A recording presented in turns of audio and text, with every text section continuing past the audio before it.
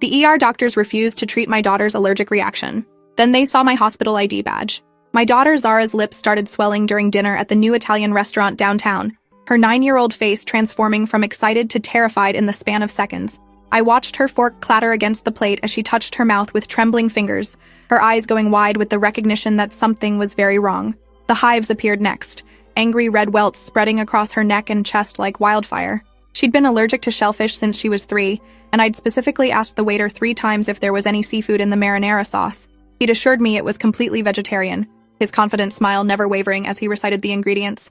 I grabbed my phone and EpiPen from my purse simultaneously, the familiar weight of the auto-injector grounding me even as panic tried to claw its way up my throat. Zara's breathing had started to sound tight, a subtle wheeze that I recognized immediately as the beginning of anaphylaxis.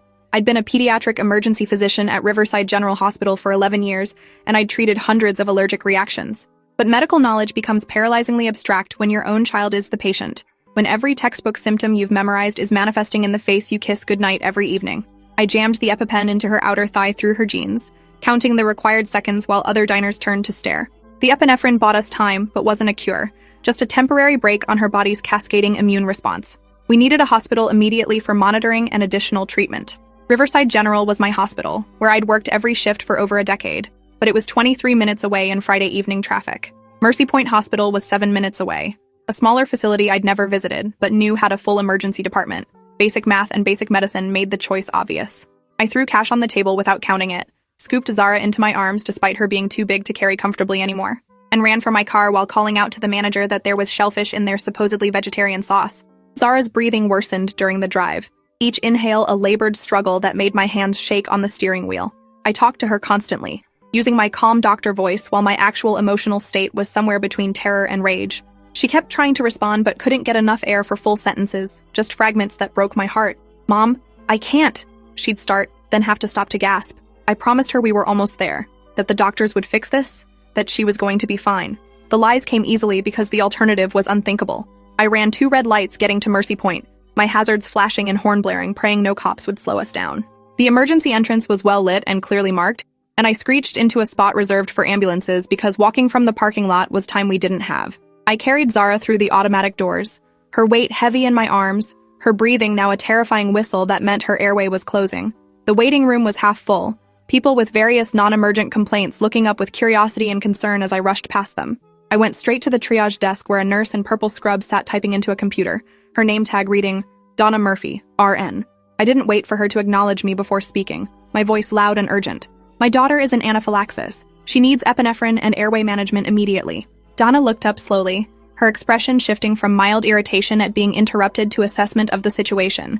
She stood and came around the desk, but instead of the immediate action I expected, she reached for a clipboard.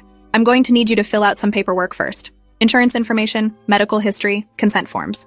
Her tone was bureaucratic, rehearsed, the voice of someone following protocol without thinking about what those protocols meant. I stared at her in disbelief, my arms burning from Zara's weight, my daughter's wheezing growing louder. "She's in anaphylactic shock. Look at her. She needs treatment right now, not in 10 minutes after I've filled out forms."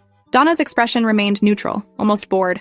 "Hospital policy requires registration before treatment, except in cases of obvious life-threatening emergency. She doesn't look that bad to me. She's talking. She's conscious. Fill out the forms and we'll get her seen as soon as possible." The words hit me like a slap. Doesn't look that bad. I was holding my daughter who was actively suffocating from an allergic reaction, whose airway could close completely at any moment. And this nurse was telling me she didn't look that bad. I felt something snap inside me, the professional composure I'd maintained shattering under the weight of maternal desperation. "If you don't get a doctor right now, my daughter could die. This is a medical emergency." A security guard appeared from somewhere to my left, a heavy-set man whose hand rested on his belt in a casually threatening posture. "Ma'am, you need to calm down.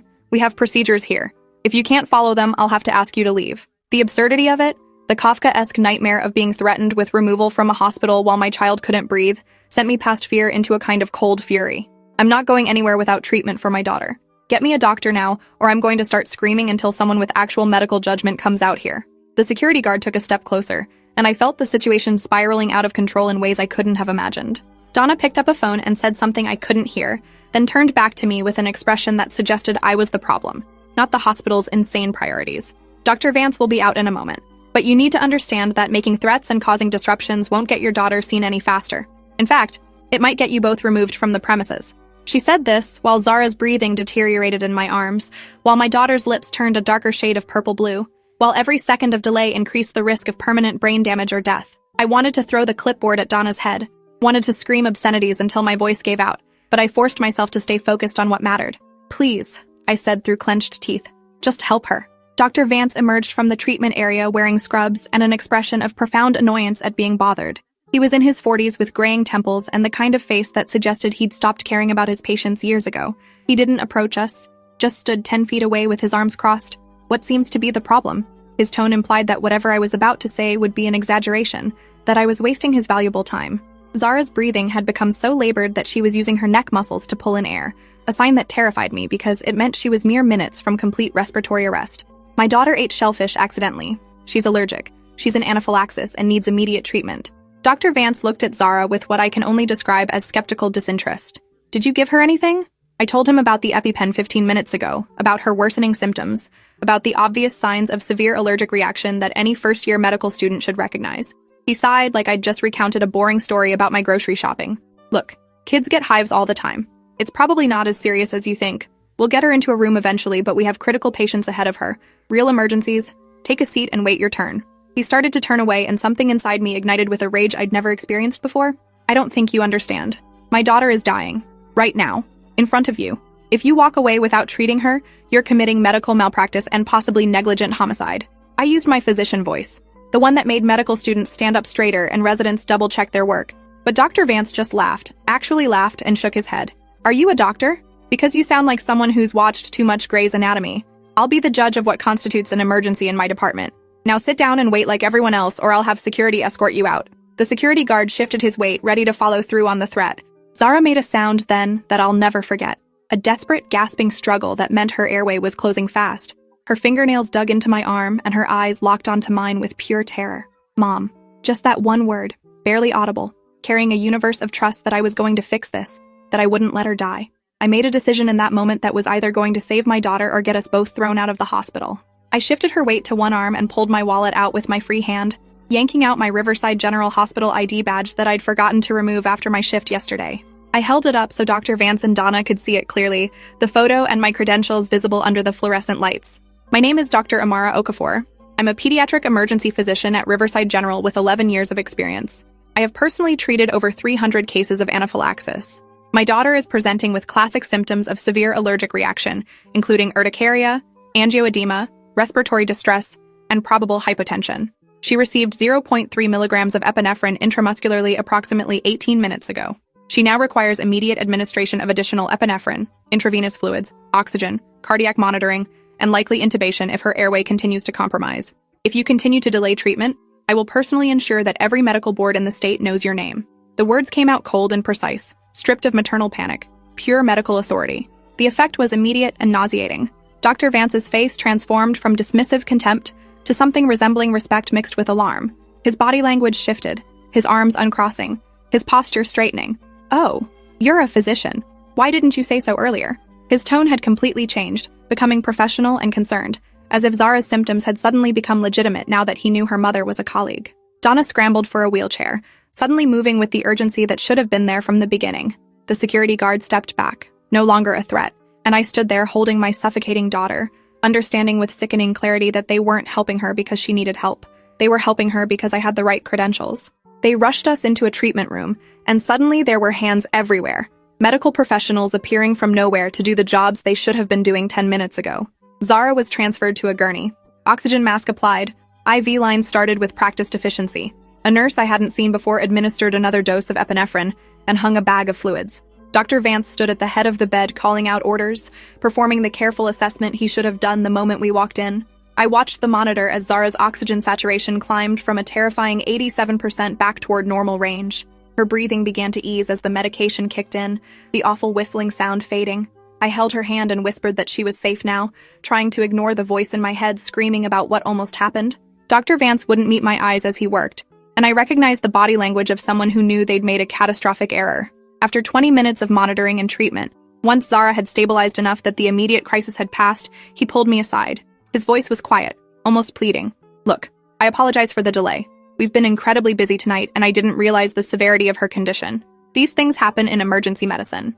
You understand, being in the field yourself. It was a poorly disguised attempt to appeal to colleague solidarity, to frame his negligence as an understandable mistake that any doctor might make. But I'd been doing this long enough to know the difference between a reasonable judgment call and dangerous incompetence. I didn't understand anything except that he'd nearly killed my daughter because she hadn't looked sick enough to warrant his immediate attention, and because her mother hadn't initially presented credentials that made her worthy of basic human decency. The fact that showing my hospital badge had instantly transformed their response from callous indifference to urgent care revealed something rotten at the core of this institution. I told Dr. Vance we'd be talking more later, that right now I needed to focus on Zara, but that he should expect to hear from me through official channels. His face paled and he nodded quickly before returning to his other patients, probably already planning his defensive documentation. Zara stayed in the ER for 4 hours under observation, the standard protocol for anaphylaxis to ensure she didn't have a secondary reaction. I sat beside her gurney the entire time, holding her hand, watching the monitors, mentally cataloging every systemic failure that had nearly cost her life. She dozed on and off, the trauma and medication leaving her exhausted. During her sleeping periods, I pulled out my phone and started documenting everything in meticulous detail. Times, names, exact quotes as best I could remember them, the sequence of events from our arrival to the moment I'd shown my badge. I knew from years in medicine that the hospital would start their own documentation, shaping the narrative to protect themselves. I needed my version recorded while the memory was fresh and unfiltered. A different nurse came in around midnight, younger than Donna, with kind eyes and a gentle manner with Zara. Her name tag read, Sophie Laurent, RN, and she checked Zara's vitals while making small talk about a stuffed animal someone had brought in. After she'd finished charting, she lingered by the door as if wanting to say something. Finally, she spoke quietly so Zara wouldn't hear. I was here when you came in. I heard what Donna and Dr. Vance said to you. I wanted to help, but I'm new here and I didn't think they'd listen to me. I'm really sorry. Her guilt was obvious and genuine, but it only highlighted how many people had witnessed this disaster without intervening. I thanked Sophie for her honesty and asked if she'd be willing to provide a statement about what she'd observed. She hesitated, fear flashing across her face. I could lose my job. This hospital, they protect their own and punish anyone who makes waves. But she gave me her personal email anyway, written on a torn piece of paper, and said if I really needed her testimony, she'd consider it. After she left, I sat in the quiet room listening to Zara's steady breathing and the beep of the heart monitor, feeling the weight of what came next. I could file a complaint through official channels that would likely be buried or minimized, or I could do something that would make it impossible for them to ignore what had happened here tonight. By the time they discharged Zara at 3 a.m. with prescriptions for prednisone and additional EpiPens, I'd made my decision. I drove her home through empty streets, carried her to bed, and spent the rest of the night at my kitchen table writing. Not just a complaint letter, but a detailed incident report documenting every failure in her care, analyzed through the lens of my medical expertise. I wrote about the systematic barriers they'd erected between my daughter and treatment, the protocol that valued paperwork over life-threatening emergencies, the security guard threatening to remove a patient in respiratory distress, the doctor who dismissed obvious anaphylaxis until he learned the mother was a colleague. I wrote about implicit bias and how it killed people every day in emergency departments across the country. I sent the report to the hospital's patient relations department, the chief medical officer, and the emergency department director at 6 a.m. Then I sent copies to the state medical board, the joint commission that accredits hospitals, and the Department of Health. I wasn't naive enough to think those institutions would act swiftly or decisively, but I wanted the paper trail established before Mercy Point could start their damage control.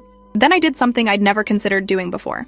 I posted a detailed account of what happened on social media, careful to focus on the facts and my medical analysis rather than emotional appeals.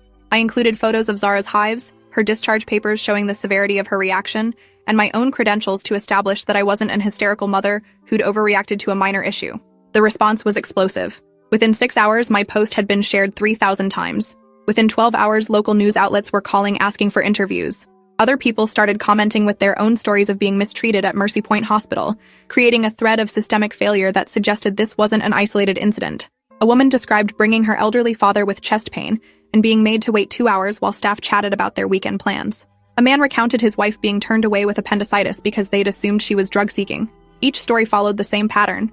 Patients triaged based on the staff's subjective assessment of worthiness rather than medical need. I'd uncovered something much larger than one doctor's bad judgment. Mercy Point Hospital's PR team released a statement the next day, the carefully worded kind that acknowledged my concerns while admitting nothing. They took patient care very seriously, they claimed, and were conducting a thorough internal review of the incident. They couldn't discuss specific cases due to privacy laws, but assured the public that they maintained the highest standards of emergency medicine. The statement was a masterclass in meaningless corporate speak, designed to sound reassuring while accepting zero accountability. But the internet wasn't buying it. The hospital's social media pages were flooded with comments from people sharing their own negative experiences, asking how many patients had to nearly die before real changes were implemented. Dr. Vance called my cell phone 3 days after the incident, a number he'd obtained from my medical license registration. His voice was tight with barely controlled anger disguised as professional concern. Dr. Okafor, I'm calling about your social media posts regarding your daughter's treatment. I believe you've mischaracterized the events of that evening and caused significant damage to my reputation and the hospital's standing in the community. I would appreciate it if you would remove those posts and issue a correction. The audacity of it, the complete lack of awareness that he'd nearly killed a child through negligence, left me momentarily speechless. Then I found my voice and it was cold enough to frost glass. Dr. Vance, I documented exactly what happened in my daughter's case with medical precision. If you believe any of my statements were factually incorrect, please specify which ones and I'll review my notes. Otherwise, I have no intention of removing an accurate account of substandard care that nearly resulted in my daughter's death. If you're concerned about your reputation, perhaps you should focus on improving your clinical judgment rather than silencing the people you've harmed. He started to sputter a response about legal action and defamation, but I cut him off. I'm happy to discuss this further with your attorney present. Have them contact me directly. I hung up before he could respond, my hands shaking with rage and adrenaline. The state medical board moved faster than I expected, likely because of the public attention the case was receiving. An investigator called to schedule an interview about my complaint, and I spent 2 hours walking her through every detail of that night. She asked pointed questions about the hospital's triage protocols, Dr. Vance's assessment process, and the transformation in care after I'd revealed my credentials. She was particularly interested in Donna's statement that Zara didn't look that bad, asking me to explain from a medical perspective why visual assessment alone was inadequate for diagnosing the severity of anaphylaxis. I provided citations from peer-reviewed literature and clinical guidelines, building a case that was impossible to dismiss as subjective disagreement. Mercy Point's administration tried a different approach 2 weeks later, sending their chief medical officer, Dr. Leonard Huang, to meet with me personally. We met at a neutral location, a conference room at a hotel downtown, and he arrived with a lawyer who introduced herself as Jennifer Russo, hospital counsel.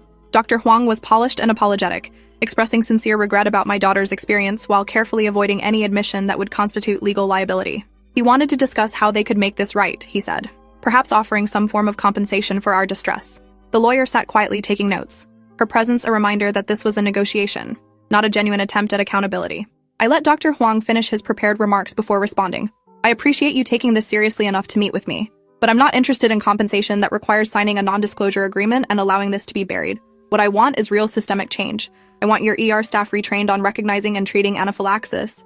I want your triage protocols revised to eliminate the requirement for paperwork before treatment in genuine emergencies. I want Dr. Vance's credentials reviewed by the state board. And I want you to acknowledge publicly that my daughter received substandard care that endangered her life. The lawyer's pen stopped moving and she looked up sharply. Dr. Huang shifted uncomfortably in his chair. That's a significant request, Dr. Huang said carefully. Some of those changes would require board approval and substantial resources, and public acknowledgement of fault could expose the hospital to significant legal liability. Jennifer Russo nodded in agreement, already preparing to explain why they couldn't possibly meet my demands. I leaned forward and looked Dr. Huang directly in the eyes. Then let me be clear about what happens if you don't meet those requests. I continue using every platform available to me to ensure people know what kind of care they can expect at your hospital. The media attention continues. The medical board investigation continues. And every family who's been harmed by your staff's negligence is emboldened to come forward with their own stories. I have nothing to lose here because my daughter already almost lost everything. The meeting ended without resolution, both sides retreating to consider their positions. I knew I'd probably overplayed my hand, that hospitals had armies of lawyers and resources to bury complaints from single individuals, but I also knew they were terrified of the attention this was generating, of the potential cascade effect if other victims started filing formal complaints or lawsuits. The lawyer called 2 days later with a revised offer. The hospital would implement new training protocols and revise their triage system. They'd bring in an outside consultant to review their emergency department procedures. But they couldn't make public admissions of fault due to legal concerns, and they couldn't influence the medical board's independent investigation of Dr. Vance. Take it or leave it. I took it because it was more than most people got when fighting institutional negligence, and because the perfect was the enemy of the good. But I also continued pushing publicly for accountability, refusing to sign any non-disclosure agreement, continuing to share my story with anyone who asked.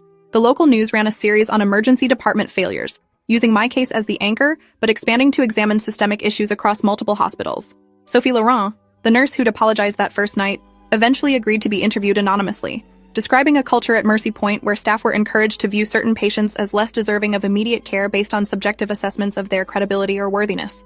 The broader impact took months to develop, but eventually created changes I'd never anticipated.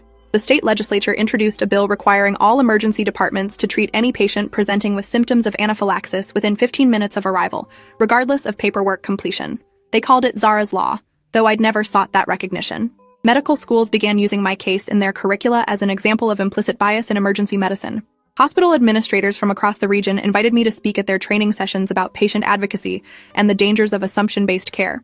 I became a reluctant activist, driven by the knowledge that my daughter had only survived because I'd had credentials to flash, and by the certainty that countless others lacked that privilege. Dr. Vance's medical license was suspended for 6 months, following the board's investigation, though he appealed and eventually got it reduced to 3 months with mandatory continuing education on emergency assessment protocols. It wasn't the permanent revocation I'd hoped for, but it sent a message that physicians couldn't ignore obvious medical emergencies without consequences. Donna Murphy, the triage nurse, received a formal reprimand in her personnel file and was required to complete additional training. The security guard was fired after it emerged he'd been involved in 3 other incidents, where he'd threatened to remove patients who were later found to have legitimate medical emergencies. Small victories that didn't feel particularly victorious, but represented more accountability than most cases achieved. The emotional toll of fighting this battle while working full-time and raising Zara was crushing. I started seeing a therapist to process the trauma of that night and the subsequent months of advocacy work. Zara needed therapy too, developing anxiety around eating at restaurants and a hypervigilance about any physical symptoms that might indicate an allergic reaction. I'd saved her life but couldn't protect her from the psychological scars of having trusted adults dismiss her suffering, of having experienced firsthand how fragile the medical safety net really was. We worked through it together, finding ways to reclaim normalcy while acknowledging that something had fundamentally changed in how we viewed the world.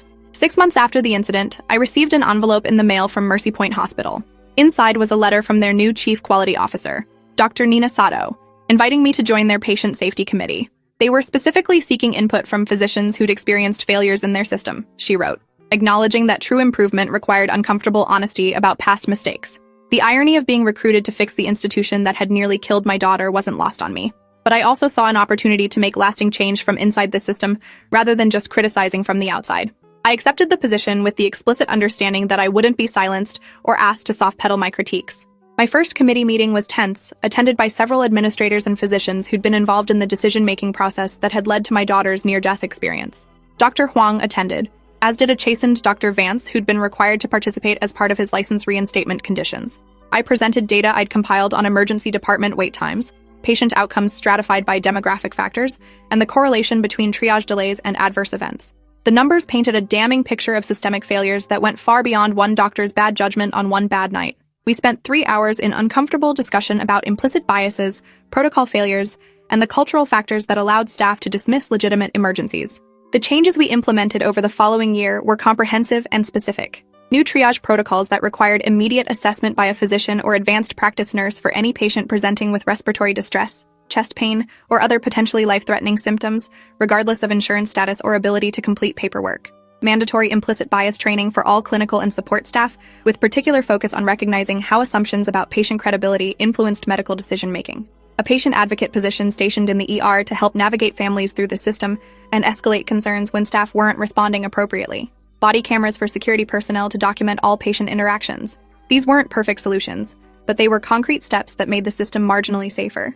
I continued working at Riverside General but took on additional responsibilities as a consultant for hospital quality improvement, using my experience at Mercy Point as a case study in what not to do. I spoke at medical conferences about the night my daughter nearly died, about the specific failures that had almost cost her life, about the broader systemic issues those failures represented. Some audiences were receptive, eager to learn how to prevent similar disasters. Others were defensive, viewing my critique as an attack on hardworking emergency physicians, rather than an attempt to identify fixable problems. The resistance reminded me why change in medicine happened so slowly, why institutions protected themselves rather than their patients. Zara is 13 now, 4 years past that terrible night. She carries 2 EpiPens everywhere and has learned to advocate for herself with the ferocity of someone who knows that other people's assumptions can be deadly. She wants to be a doctor when she grows up, she tells me, but specifically a doctor who listens to patients instead of making judgments based on how sick they look. I'm proud of her resilience and terrified for her idealism, knowing how hard the medical system works to beat that empathy out of young physicians. But I also hope that by the time she's practicing medicine, some of the changes we fought for will have made the system marginally better, marginally more likely to treat every patient like their life matters. The restaurant where Zara had her initial reaction was sued by 3 other families who'd suffered allergic reactions after being assured dishes were allergen-free. They'd been adding fish sauce to their supposedly vegetarian marinara for years, a shortcut that added depth of flavor while violating every standard of truth in menu labeling. They settled all the cases and revised their practices, though I never ate there again. Some violations of trust can't be remedied by legal judgments or policy changes. They require a complete severing of the relationship, an acknowledgement that restoration is impossible, and protection requires distance.